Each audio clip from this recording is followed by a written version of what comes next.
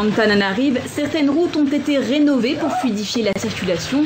Une grande rocade a même été construite, ainsi qu'un village, celui de la francophonie, qui s'est promis sera transformé en logement pour la population.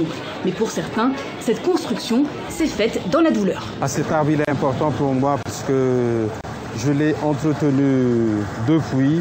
Et donc ça me laisse des souvenirs, vraiment des valeurs sentimentales parce que ma maison se trouvait ici, dans cet arbre-là.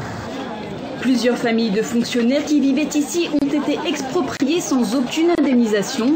Leur maison détruite avant même le feu vert de la justice. Ce récépissé montre que nous avons payé un droit au ministère des Finances pour disposer de notre maison. Il prouve l'attribution de nos logements.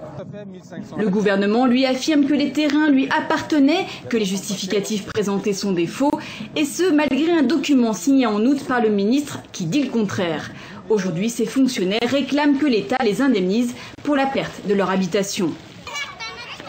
Dans le bidonville d'Antou-Mading, le sommet laisse plutôt indifférent. Ici, on vit les pieds dans l'eau et on ne gagne pas plus de 60 centimes d'euros par jour.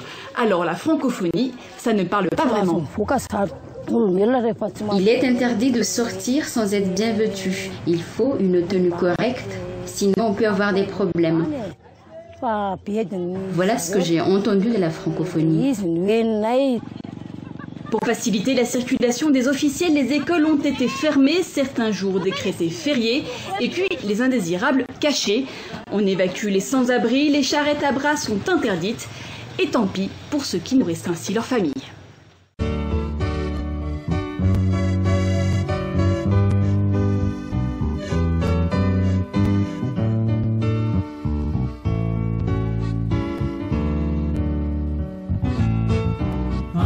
Manita, Vityavana.